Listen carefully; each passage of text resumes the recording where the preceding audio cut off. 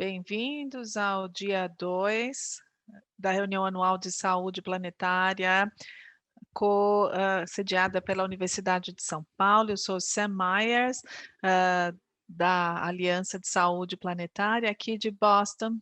Bom, das discussões que nós tivemos hoje pela manhã, ficou claro que nós temos um enorme apetite, pela educação na saúde planetária ao redor do mundo. E se esse apetite assim continuar a crescer, vai crescer rapidamente. Uma parte fundamental é determinar o financiamento para apoiar esse campo crescendo, uma estrutura que apoie. Não existe uma base de financiamento estabelecida. Nesse contexto hoje, portanto, teremos uma conversa, um diálogo hoje sobre como promover o financiamento da educação da saúde planetária. Os financiadores são especialmente importantes. Vou apresentar o moderador de hoje, o doutor Braulio Ferreiro de Souza Dias. Ele é professor associado da Universidade de Brasília, do Departamento de Ecologia. Ele é um conselheiro para políticas ambientais para o governo brasileiro. Ele já ocupou vários cargos no Ministério do Ambiente brasileiro desde 1991, diretor de pesquisa do Instituto de Pesquisa de Meio Ambiente e Recursos Renováveis, diretor de Programa de Preservação e também secretário nacional para a Biodiversidade e Florestas, de 2010 a 2012. A partir de fevereiro de 2012 até 2017, ele era o secretário executivo da Convenção das Nações Unidas a respeito da diversidade biológica. Ele desempenhou um papel importante para desenvolver o Plano para a Biodiversidade de 2011 até 2020. Bem-vindo, Braulio. Muito obrigado, Sam. Olá a todos, é um prazer ser o moderador deste painel. Eu, de fato, aproveito essa oportunidade para trabalhar junto com a Organização Mundial de Saúde, com a Fundação Rockefeller também. Tive o privilégio de participar e conhecer as instalações da Rockefeller Foundation no Lago Como, lá na Itália. E isso resultou na proposta inicial para a iniciativa da saúde planetária, a primeira iniciativa. Como o Sam já indicou, todos os cientistas estão ansiosos por aprender mais a respeito das oportunidades de financiamento. E para financiar a pesquisa na área de saúde planetária, significa a necessidade de ter acesso a fundos para pesquisa interdisciplinar. E nem sempre esse é o caso em várias agências de fomento. Nesse caso, teremos a oportunidade de ouvir aqui de 3 agências de financiamento importantíssimas. Elas vão nos fornecer as suas perspectivas e também responderão a perguntas que os participantes da sessão queiram fazer. Teremos apresentações também da senhora Eileen Lee, da Fundação Gordon M. Betty Moore, que financia biodiversidade e conservação. Teremos uma apresentação da Madeleine Thompson, do Wellcome Trust, que é um grande financiador para pesquisa médica. E também teremos uma apresentação do Dr. Luiz Melo, da FAPESP, que é a Agência de Financiamento à Pesquisa para o Estado de São Paulo, no Brasil. Vamos começar. Vou pedir que cada um dos panelistas, portanto, apresente a sua própria perspectiva. Até que ponto você acha que a sua agência já fornece apoio suficiente para a pesquisa interdisciplinar, preenchendo as lacunas entre o meio ambiente e a saúde humana? E até que ponto os senhores e senhoras poderão indicar exemplos das iniciativas que já realizaram, assim como planos para perspectivas futuras de financiamento nessa nossa área. Vamos começar com a doutora Madeleine Thompson. Ela está na tela, vamos começar com ela, depois teremos Eileen e o Luiz. Madeleine, com você. Muito obrigada. Obrigada pelo convite para participar nessa sessão. Eu espero que tenha uma semana fabulosa. Já começaram, os meus colegas estão acompanhando algumas das sessões, eu acompanhei uma delas hoje mais cedo. É uma grande satisfação poder, de fato, participar nesse seminário. Devo dizer que trabalho no Wellcome Trust já há 2 anos. Antes disso, eu atuava na área acadêmica, buscando trabalhar de forma transdisciplinar. Então, eu entendo um pouquinho aí dos 2 lados, pessoalmente falando. Uma das coisas que eu aprendi, em termos de trabalhar numa fundação, é que uma das primeiras coisas que você tem que aprender é a história e a cultura da fundação, o que a inspira, o que ela quer desenvolver, e como ela resolve dedicar os recursos. Para aqueles que não conhecem, o Wellcome Trust, ele foi fundado em 1936 pelo senhor Sir Henry Wellcome, um empreendedor, um líder de uma empresa farmacêutica, que ele compartilhava com Barrows. Ele era americano também, mas ele se sediou no Reino Unido. Muito bom para nós, porque quando ele morreu, ele deixou a sua fortuna para os institutos de pesquisa para o aprimoramento da saúde humana e saúde animal. E um trust foi fundado, de acordo com seu testamento. Claro que ele faleceu mais de 70 anos atrás, não é? E o trust evoluiu ao longo do tempo, mas houve algumas mudanças que aconteceram no trust, que não são mudanças significativas não, eu diria. Portanto, é um trust bem grande, um dos maiores do mundo, e existe uma fundação de 31 bilhões de libras, libras esterlinas, e apoia a pesquisa médica e também pesquisa na área de saúde, chegando a 1 bilhão de libras esterlinas por ano. Ou seja, o enfoque é claro, determinado pelo testamento dele, e também tem o seu próprio ângulo. Não apenas financia ciências básicas, mas também ciência translacional, engajamento de publicações e área de advocacy. Até a crise do Ebola, que ocorreu lá no ano de 2014, o trust não respondia a causas emergenciais, não.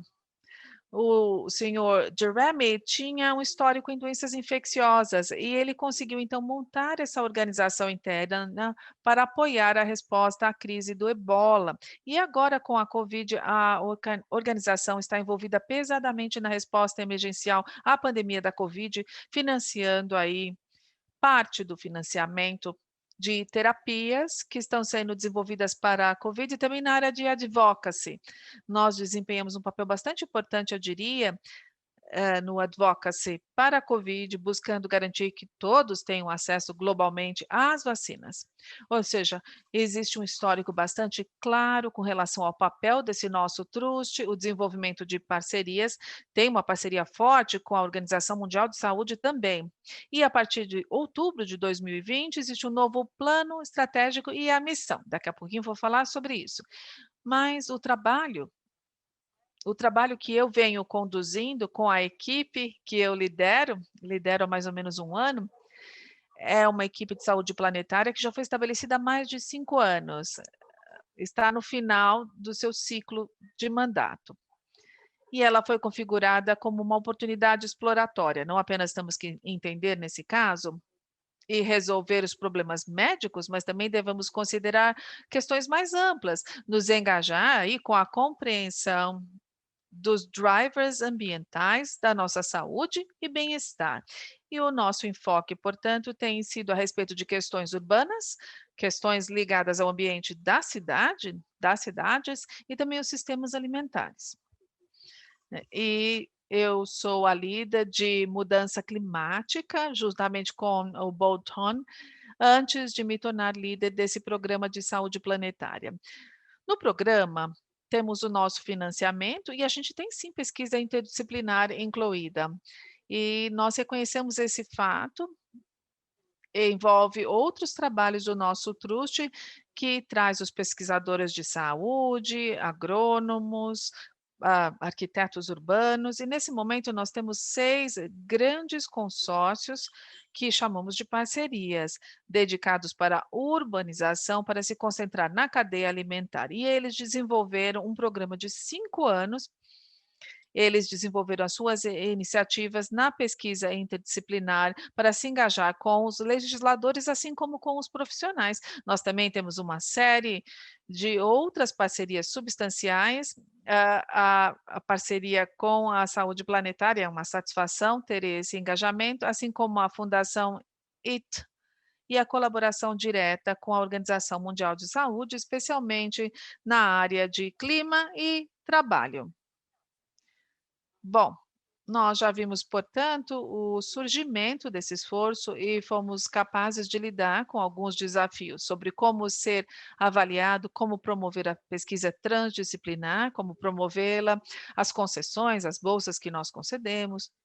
E há outras coisas que fizemos bem, por exemplo, iniciar o desenvolvimento de conceito. São consórcios grandes, precisamos de recursos e tempo para reunir as ideias antes de colocar uma proposta completa para consideração.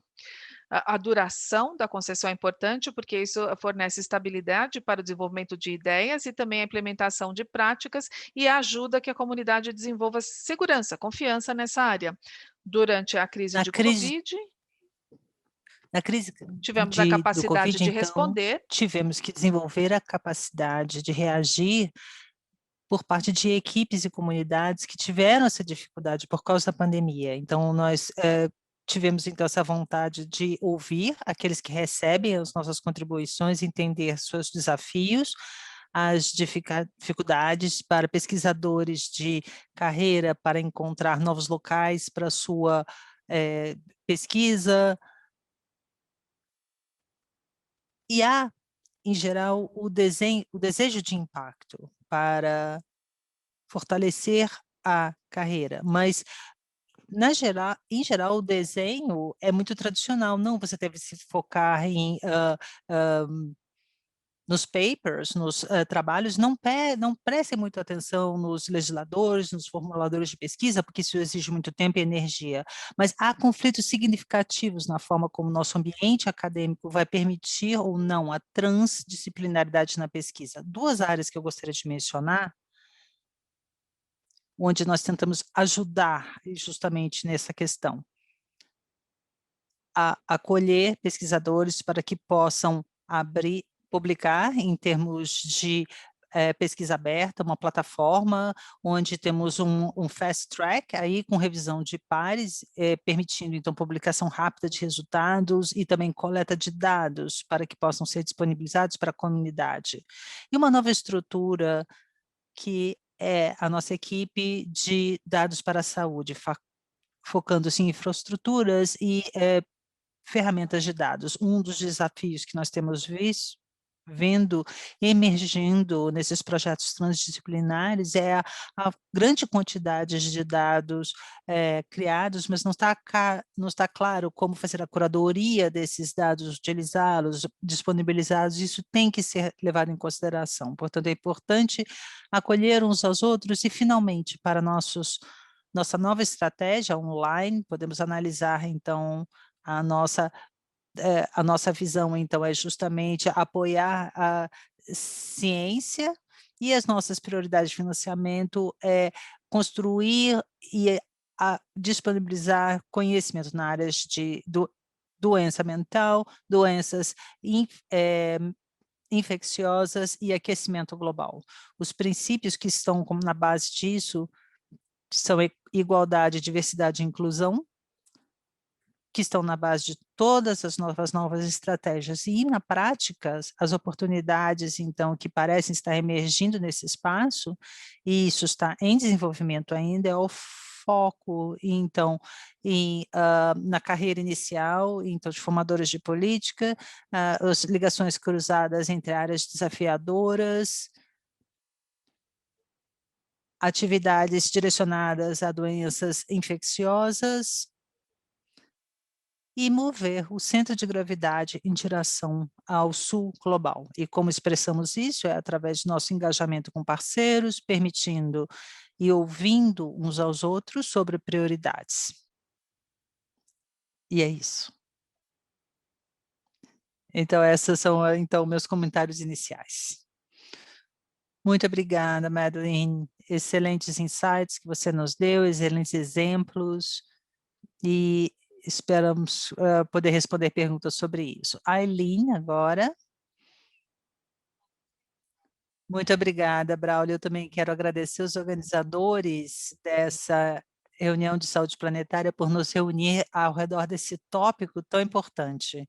Eu estava pensando que um ano vivendo à sombra da pandemia destaca os desafios, e um é que no momento em que essa crise de saúde global justamente nos força a separação física e nos dificulta a reunião como comunidade, podemos ver mais claramente do que nunca a necessidade de reunir silos e geografias e enfrentar os desafios complexos e interconectados que enfrentam o planeta e as comunidades. Isso torna ainda mais grata porque a equipe de saúde planetária criou para criar-nos como uma comunidade virtual. Eu queria agradecê-los por isso.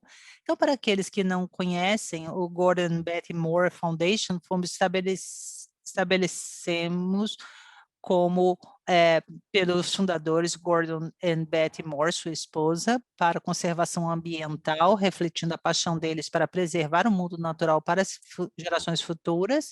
Desde a fundação foi iniciada há 20 anos atrás, investimos mais de 2 bilhões de dólares americanos na conservação de ecossistemas globais e naturais intactos, promovendo a biodiversidade e a sustentabilidade para a humanidade,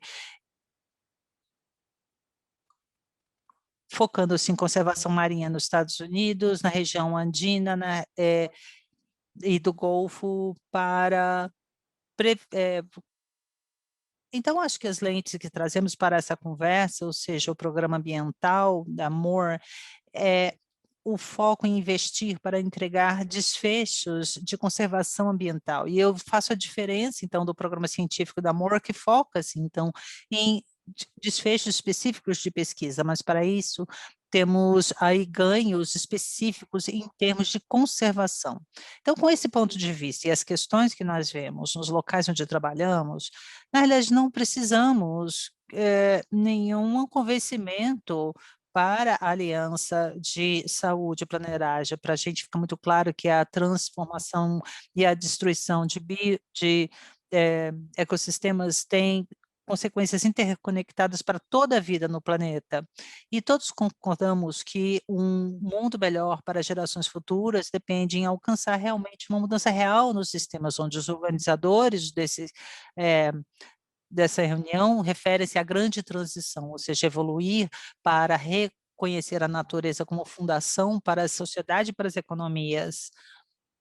E eu entendo que essa sessão, na realidade, fala da perspectiva dos financiadores, ou seja, o que é necessário para termos mais recursos para o apoio à pesquisa de saúde planetária. Eu gostaria de ser um pouco provocadora aqui do ponto de vista de financiadores focados em conservação. Eu diria, então, sobre os conceitos que ancoram esse campo têm que ser sólidos e atraentes. Em alguns momentos, nós realmente temos dúvidas em quanto investir nesse campo de pesquisa quando nós temos essa luta de traduzir os achados em mensagens onde podemos agir justamente. Então, o que a pesquisa de saúde planetária nos fala em termos de setores públicos, privados e cidadania? Como podemos ter melhores soluções? Como os cientistas de saúde planetária podem se engajar num ecossistema maior de atores para justamente ultrapassar essa barreira entre o conhecimento e a ação? Da minha perspectiva, com esse gosto por intervenções planetárias, nós precisamos, então, de uma infraestrutura central para abordar esses desafios, talvez para colocar em termos mais básicos, como o financiamento de conservação é como se fosse uma corrida contra o tempo. Eu não tenho tanto interesse, então, em apoiar mais projetos que só ajudam a caracterizar os impactos na saúde humana dos e nos sistemas naturais, sem construir, então, soluções tangíveis. Não é que eu não aprecio os valores inerentes, justamente, das lacunas de conhecimento, mas encontrar recursos com um senso urgente, eu gostaria de encontrar caminho para soluções que podem nos ajudar o escopo do que temos a perder. Ao mesmo tempo, eu diria também que, como financiadora de conservação, eu vejo várias oportunidades aí para financiadores para aumentar o perfil das abordagens de saúde planetária em termos de que financiamentos e como financiamos. Por causa do tempo, vou destacar apenas algumas das oportunidades que eu vejo como soluções aceleradas, baseadas em abordagens de saúde planetária. Em primeiro lugar, interesse em soluções baseadas na natureza, que tem ganhado muita força no contexto de esforços para a recuperação de Covid, criadores de política, enfrentando mais seriamente alvos de mitigação, e isso ajuda, então, justamente os especialistas a criar essas soluções. Outra oportunidade é integrar abordagens de saúde planetária em esforços para transformar sistemas de alimentação humana. Então, vamos vendo isso justamente em alguns momentos, nos próximos oradores. E, além disso, o interesse na zoonótica e no que chamamos na prevenção de pandemias futuras. Isso cria uma oportunidade interessante para soluções de biovigilância, para termos aí analíticos de dados e justamente as pesquisas em sistemas de monitoramento em tempo real, monitorados aos riscos para entender justamente os comportamentos humanos e a dinâmica desses perigos. E como criadores de políticas, as conferências dos criadores de diretrizes com um desenho, o desejo de justamente compartilhar o entendimento com planos de desenvolvimento explícitos, mecanismos de políticas para gerenciar os mecanismos e trade-offs, as compensações. E esse conhecimento pode ser operacionalizado, se incorporado, integrado nesse tipo de ferramenta espacial. E o último ponto, justamente, é tão importante quanto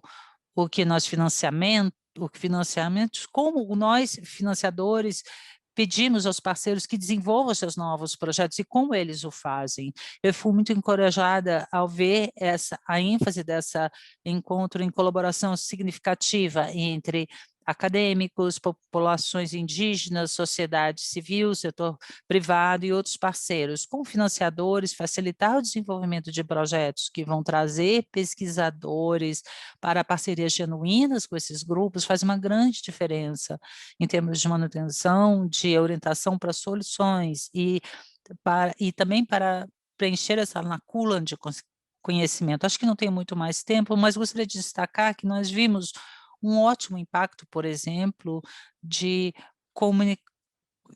comunicação entre pesquisadores e criadores de política mais prematuramente dentro dos processos. Outro exemplo que nós vemos também é o valor de ter comunidades indígenas na linha de frente da curatoria de pesquisa. Isso ajuda a modelar justamente os projetos de pesquisa, que são a intenção de formar recursos nos seus territórios, ao invés de simplesmente ser consultados como uma parte interessada na execução do projeto, sem o benefício do seu conhecimento. Todas essas coisas podem mudar a forma como a saúde planetária está mais próxima à ação. Como financiadora de conservação, se nós cuidarmos, então, desses projetos orientados à solução com mecanismos explícitos de fechar essas lacunas, nós temos aí muito mais chance de fazer o nosso financiamento mais relevante. Obrigada, Aileen, pelos seus insights e exemplos. E eu gostaria de falar das reuniões do CBD no passado, onde líderes indígenas repetidamente tiveram convocação para serem parceiros dentro dessas soluções, como você falou. Vamos ouvir agora Luiz Melo, da FAPESP. Obrigada, Braulio Antônio Saraiva, pelo convite. Inicialmente, queria falar sobre a FAPESP. A FAPESP é uma agência financiada pelo Estado, criada há 60 anos, com orçamento anual de aproximadamente 300 milhões de dólares americanos. Infelizmente, ao longo dos anos, a FAPESP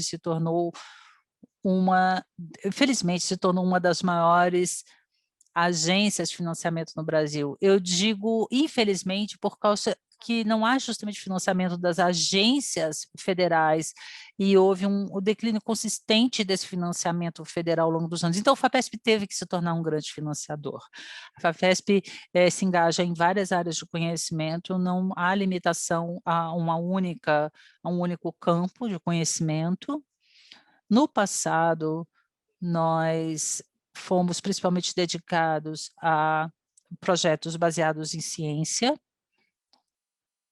não tanto em pesquisa orientada a missões, mas ao longo dos anos, mais uma vez, a FAPESP mudou seu perfil, então, e agora financia tanto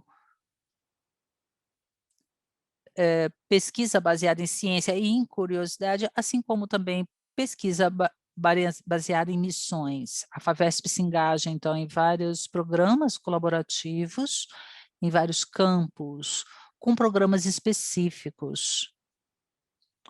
Eu vou mencionar especificamente o programa Biota, que agora tem 20 anos de existência. Inicialmente foi destinado a mapear a biodiversidade no estado de São Paulo, mas rapidamente evoluiu para oferecer dados sobre biodiversidade, não apenas no estado de São Paulo, mas também no Brasil como um todo. Não apenas para oferecer conhecimento sobre a diversidade em si, mas também os seus usos e benefícios potenciais para a sociedade. Depois disso, a FAPESP criou 2 programas adicionais, de alguma forma relacionados ao programa Biota. O primeiro foi o programa de bioenergia, e esse é um programa altamente relevante, mais uma vez para o estado de São Paulo, por causa da produção de etanol, como uma das principais fontes de bioenergia. Esse programa conseguiu influenciar documentos de políticas públicas feitos a nível das Nações Unidas, falando do efeito científico, trazendo então o efeito da ciência sobre como as políticas são formadas. Outro programa é o programa de mudança climática global, um programa muito bem sucedido, com uma grande parte dedicada à Amazônia, mas não apenas isso, porque na realidade analisa a perspectiva global de mudança climática. E finalmente mais um programa transversal é o de e-ciência e e-dados, dados eletrônicos e ciência eletrônica, onde a FAPESP tenta então promover o entendimento de que o conhecimento científico deve ser disponibilizado para uma grande porção do público, não apenas através da publicação de evidências e trabalhos, mas também dados brutos que estão por trás deles. Promovendo, então, um movimento em direção a essa meta, apesar de um movimento ainda lento, eu diria. A nível internacional, nós nos engajamos em várias atividades colaborativas. Eu diria que o mais recente, mais notável, é o Roadmap de recuperação da Covid, que é um compromisso, então, que a FAPESP assumiu em participação, onde acabamos de lançar essa iniciativa, especificamente num programa de pesquisa colaborativa, promovendo a colaboração internacional, não apenas a nível nacional, mas também internacional.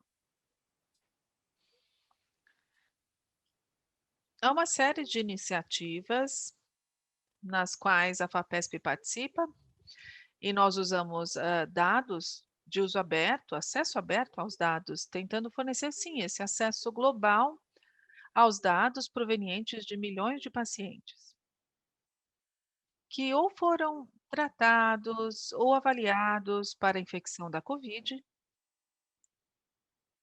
Isso foi liberado numa plataforma aberta que fica disponível a todos.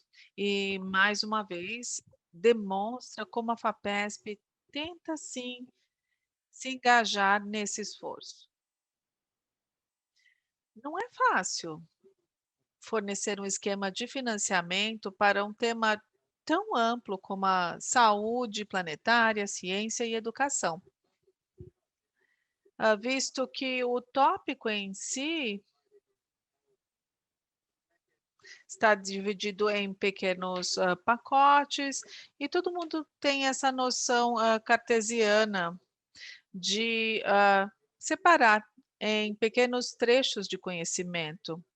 Entretanto, é crítico para gerar esse Na fórum realidade, é de no importância qual nós crítica um possamos fórum que possa promover esse oferecer tipo de esse tipo de pesquisa pesquisa, na e FAPESP, a onde avaliamos a FAPESP pesquisa está para assim esse ansiosa objetivo. em promover isso. Recentemente Recentemente, financiamos nós financiamos o que nós chamamos de projeto focado na síntese. Precisamente é isso, é sintetizar, resumir o conhecimento que é proveniente de vários campos, várias áreas, e que pode beneficiar especificamente as áreas de biodiversidade, incluindo a migração, por exemplo, da zoonose de outras espécies animais que podem ser transmitidas ao homem, ao ser humano. Bom, com isso vou parar e vamos então passar à discussão. Muito obrigado, professor Luiz. O exemplo que o senhor mencionou, acesso aberto à base de dados de ciência. O senhor se referia à pesquisa com relação à Covid, é? Sim, exatamente, pesquisa da Covid. Bom, nós terminamos, obrigado ao Luiz, aos outros panelistas, já começamos a receber as nossas perguntas aqui. Portanto, vou começar com duas perguntas para a Aileen. Uma é do Quênia. A fundação apoia projetos globalmente? Porque a gente está no Quênia. E como a fundação se posiciona com relação ao provimento de finanças para soluções baseadas na natureza para a saúde mental? Bom, muito bem. A outra pergunta, você falou sobre o seu interesse atual nessa pesquisa que se concentra na prevenção de futuras pandemias. Aileen, com você. Obrigada, Brian. Bom, a fundação tem financiamento global, mas os fundadores sempre pediram que a gente se concentrasse. Grande parte do financiamento que dedicamos é canalizado para iniciativas de longo prazo, algumas poucas, e as áreas geográficas tradicionalmente têm sido o bioma da Amazônia, a parte do Pacífico Norte e sistemas marinhos ao norte também do mundo. Não fizemos muito trabalho especificamente na África, porque a pergunta foi feita aí a respeito do Quênia. Não é dizer que a gente não assume projetos ocasionalmente que vão além dessas geografias que a gente vem trabalhando a longo prazo, mas é uma área diferente em termos do que nós queremos cumprir e demonstrar. Também leva à questão se nós consideraríamos intervenções de saúde mental. Acho que a pergunta também tem isso. Algo que a gente tenta fazer como uma fundação é se concentrar no desfecho de conservação e a gente tenta ser flexível e aberto com relação às estratégias que vão nos levar lá. Nós acompanhamos a evidência o máximo possível para saber que estratégias vão nos levar à vitória. Há várias intervenções que evoluíram ao longo do tempo, por exemplo, os papéis das comunidades para promover a conservação. Então, nós analisamos o papel dos tipos de ciência que a gente precisa financiar. Aí somos abertos para evoluir com o nosso progresso, para ver aqui isso está atrelado. E a gente não descarta financiamento em intervenções de saúde mental se a gente ver um impacto tangível na área de conservação, porque é o impacto que a gente quer gerar, né? Com relação à prevenção da pandemia, bom, primeiro devo dizer que provavelmente é um exemplo de um dos esforços que anima os legisladores e políticos Então, eu acho que essa nuance não seria tão usada na comunidade científica. Ouvi de vários especialistas que a prevenção de pandemia não é a estrutura correta do ponto de vista científico, somente. Portanto, eu acho que o interesse é em reconhecer que boa parte do nosso comportamento, seja na fragmentação do habitat, o tráfico da vida silvestre, tudo isso deixou a gente mais vulnerável e mais frágil. E há um interesse, sim, em compreender tudo isso. O Luiz falou sobre esse trabalho de síntese que ele está fazendo nessa área. E também é importante, nós temos interesse em sermos capazes de aplicar esse conhecimento em sistemas monetários que vão gerar um alerta precoce para começarmos a ver antecipadamente onde a vulnerabilidade é maior e onde são esses locais. Na minha opinião, há uma oportunidade, portanto, de não apenas reunir todo o conhecimento a respeito de quais locais poderiam ser esses, mas aplicar as soluções de conservação para poder monitorar essas fronteiras. Acho que é melhor me referir aqui à redução de risco em termos de pandemia. A humanidade já enfrentou muitas pandemias e com certeza veremos outras pandemias surgindo por aí. Mas potencialmente, através da conservação, a gente espera que possa reduzir sim o risco de enfrentarmos pandemias futuras. É o melhor jeito de dizer isso, não é? Obrigada, Aileen. Tem uma pergunta para o Luiz. Duas perguntas para o Dr. Luiz. Primeiro, que temas o senhor vê como os temas do momento na saúde planetária? E a outra pergunta para o professor Luiz Mello. O senhor acredita que é possível desenvolver um projeto de pesquisa amplo, concentrado na saúde planetária, como o programa Biota e também os projetos de mudança climática, com financiamento da FAPESP? Será que há orçamento suficiente para isso? Obrigado. Olha, eu digo que os hot topics, os temas do momento da saúde planetária são aquecimento global e mudança climática. E a pandemia, claro. É muito difícil escapar desses temas hoje em dia, não é? E com certeza há formas de se lidar com esses tópicos. Estamos aqui discutindo a criação de um Instituto Global de Saúde que, claro, seria sediado no Brasil, mas teria de estar conectado globalmente para discutir e acessar riscos em potencial que podem estar surgindo em outras partes do mundo, em diferentes nações, e grupos de todas as nações deveriam ter conhecimento disso. Mudança climática é global por definição, porque é a atmosfera que envolve esse planeta, não é? É uma única atmosfera. Por definição, portanto, é um tópico muito relevante desse momento. Com relação à segunda pergunta agora, a FAPESP é financiada pelo contribuinte do Estado de São Paulo aqui no Brasil. Por definição, deve financiar pesquisa de pesquisadores que moram aqui, mas podemos estudar problemas de outros locais, até em Marte ou em outro país. O problema em si que nós vamos pesquisar não precisa estar localizado no nosso próprio território estadual. E, mais uma vez, dada a relevância da bacia amazônica,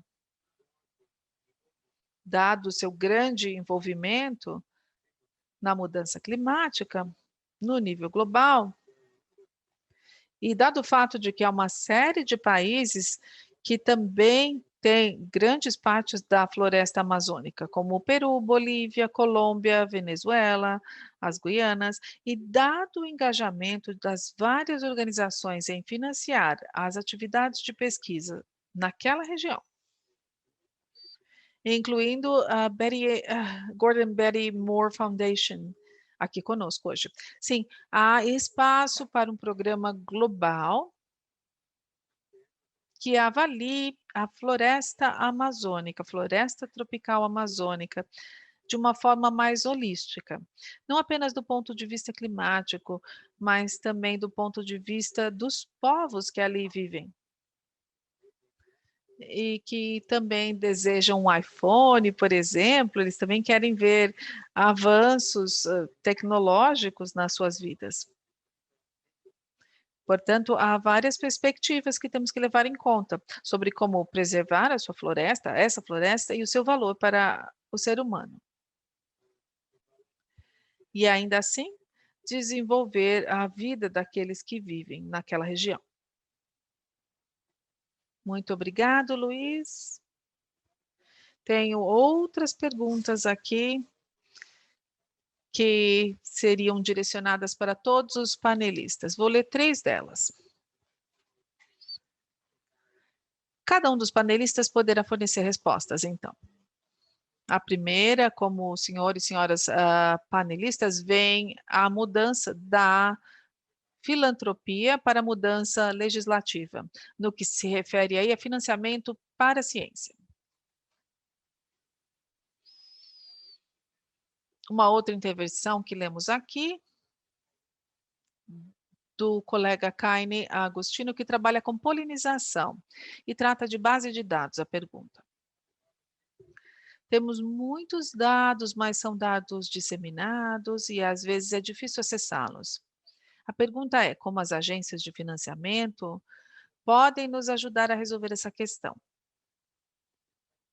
E uma pergunta específica aqui também, os centros de síntese que o professor mencionou. Será que eles poderiam ser um dos canais que nos ajudariam a resolver essa questão? A terceira pergunta para todos os panelistas: quais são as suas opiniões a respeito das responsabilidades dos financiadores em promover pesquisa mais transdisciplinar no setor educacional, para que as universidades possam alterar as estruturas para promover o trabalho dos alunos, das pessoas que atuam nessas áreas? Vamos começar então com a Madeleine. Vamos lá ver a resposta da Madeleine. Precisa desmutar, por gentileza. Desculpem, a primeira pergunta sobre os financiadores e as políticas. A gente vê isso claramente no nosso Trust. Existe o fortalecimento, a construção da equipe de políticas. Nós temos engajamento de políticas diretamente do Trust, mas também através dos concessores, daqueles que concedem. Em 2019, houve um comitê parlamentar no Reino Unido que avaliava a saúde planetária, era um comitê de auditoria ambiental. Aqueles que recebiam a bolsa e a concessão participaram apresentando evidência para o comitê. Foi, de fato, uma parte bastante importante do nosso trabalho aqui no Trust, garantindo de que a evidência que é provida pela pesquisa e que é disponibilizada para os legisladores. É essa a direção que nós estamos seguindo. Com certeza para o Wellcome Trust. Com relação aos centros de síntese, isso é muito importante, concordo. Vamos considerar com cuidado a quem se direcionam, como deverão ser projetados, como devem ser geridos, como eles devem funcionar e quem devem atender. Primariamente, temos que considerar tudo isso. Eu já vi que há vários centros de síntese que surgiram em vários cantos do mundo, e com certeza é um espaço para mais. E também há espaço para coordenação entre os centros que já existem. Para que não reinventem a roda, não. Hoje em dia temos ferramentas na ciência de dados para tornar os sistemas conversáveis, eles podem interagir, não é? E não vamos desperdiçar tempo reproduzindo coisas que já estão lá, mas não estão sendo trocadas, como deveriam estar. E a última pergunta sobre educação, nós vemos isso acontecendo em universidades no mundo inteiro. E eu trabalhava na Columbia University, lá em Nova York. Eles tinham o desejo de criar ambientes transdisciplinares, como o Instituto da Terra, e brigavam para fazer isso no ambiente acadêmico. É sempre uma luta, né? Mas é uma boa luta no sentido de que a gente tem que aumentar, expandir, ampliar essa abordagem, mas não é fácil, um processo não é fácil não. Obrigado, Madeleine. Eileen, você gostaria de oferecer o seu insight a essas perguntas? Se eu compreendi a primeira pergunta corretamente, até que ponto a gente financia a pesquisa, pelo seu próprio propósito, em vez de ser para mudar políticas, vou dizer algumas coisas. O nosso programa de conservação é tão concentrado no impacto aplicado, é porque nós temos um programa de ciências que avalia a pesquisa básica, ou seja, existe uma divisão bem clara de departamentos para nós.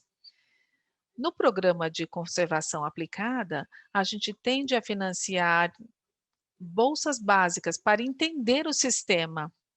E nós tentamos descobrir que mudança, na verdade, é necessária e possível. Por exemplo, quando a gente avalia um sistema marinho, um ecossistema marinho, a gente tenta entender que soluções a gente tem que implementar.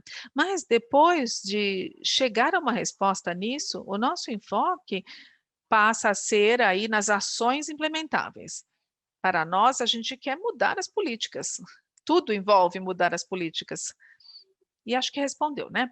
Agora, falando sobre a outra pergunta, sobre a síntese de dados, não sei se eu posso agregar muito ao que a Madeleine disse. Eu concordo plenamente com o que a Madeleine disse. É bastante valoroso, mas a gente precisa buscar as oportunidades ideais ou ter ciência dessas oportunidades com relação à duplicação de dados, por exemplo. E também a outra pergunta, como motivar um ambiente acadêmico? A gente vê a mesma coisa acontecendo nos parceiros com quem a gente trabalha. Sempre atenção do ponto de vista transdisciplinar. Um dos motivos pelos quais a gente acredita que ter um número pequeno de coisas a ser financiado no longo prazo é porque nós podemos fornecer um horizonte de financiamento longo, duradouro. Aí fica possível investir no tipo de parceria transdisciplinar que a gente está dizendo que precisa aqui, não é? Ou seja, é importante, é algo que os financiadores podem fazer. E também gostaria de voltar àquela questão e às perguntas que fazíamos. Precisamos que as pessoas tragam ângulos diferentes. E, ao longo do tempo, nós temos que pensar de maneira mais expansiva sobre o que significa transdisciplinar. Na conservação, por exemplo, estamos vendo cada vez mais que fazer essa ponte com as ciências sociais e comportamentais gerou grandes benefícios para lidar com as soluções que são propostas. E, semelhantemente, nós podemos integrar esse trabalho na área econômica e outras áreas. Isso é importante, ir além das fronteiras tradicionais, aquelas que consideramos como transdisciplinares hoje para as ciências. Muito obrigado, Aileen. Agora, Luiz, os seus insights. Muito bem, com relação à filantropia, a FAPESP, embora seja uma agência pública, uma agência de financiamento público, é nosso desejo e, claro, tentamos nos engajar com instituições filantrópicas, fundações privadas também, que poderão agregar aos nossos esforços. Nós temos um centro em parceria com a Fundação Maria Cecília Santo Vidigal, que é o nome de uma senhora. É uma fundação que é dedicada aos aspectos psicológicos e educacionais, ah, na primeira infância. Nós temos um projeto onde nós contribuímos com fundos paralelos e nós financiamos uma pesquisa que atua especialmente nessa área, nesse tópico relevante para essa fundação, mas é relevante para a FAPESP também. A gente tenta, então, alavancar o nosso investimento fazendo isso em parceria.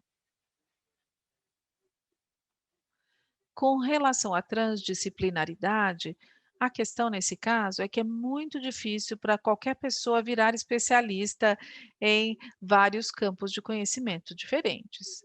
O que a gente pode fazer e deve fazer é se correlacionar com vários especialistas dos vários campos, para que eles participem, para que atuem na direção de resolver esse problema que é de interesse comum. Portanto, nós temos que definir esse único tópico de interesse e sempre essa questão de liderança, né? Quem vai liderar esse grupo de estudo, de pesquisa?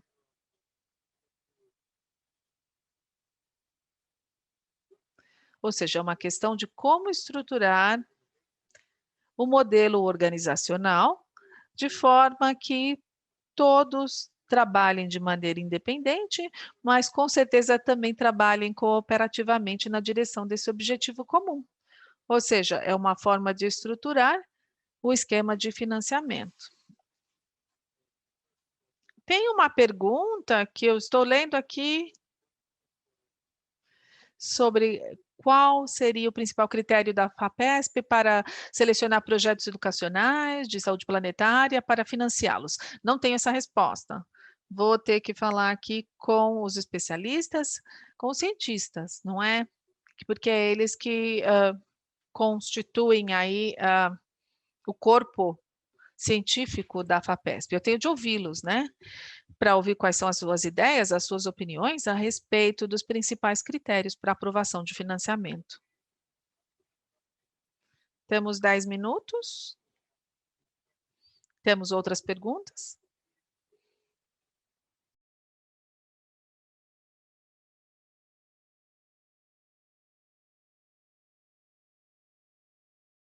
Uma pergunta é: que ferramentas nós temos para promover o protagonismo e a liderança de mulheres na pesquisa e na promoção da saúde planetária? Uma coisa que eu poderia dizer, que é muito importante, eu mencionei no início, é as novas estruturas, a diversidade e a inclusão são centrais, então, do nosso trabalho para o futuro. E isso é muito baseado num estudo sobre a sobre cultura, que foi feito pelo nosso fundo no último ano, foi publicado em janeiro de 2021, destacando questões sobre a cultura da pesquisa, não apenas focado em mulheres, mas também focando-se em indivíduos em todos os estágios de carreira, falta de cooperação, abuso, assédio, todas essas questões que dificultam o ambiente de pesquisa. E eu acho que isso faz parte, então, da cultura da pesquisa e envolve a todos nós, para que todos da equipe tenham uma boa cultura de pesquisa. Isso na realidade, está na base, na forma como fazemos pesquisa. Há implicações muito importantes aí para as mulheres.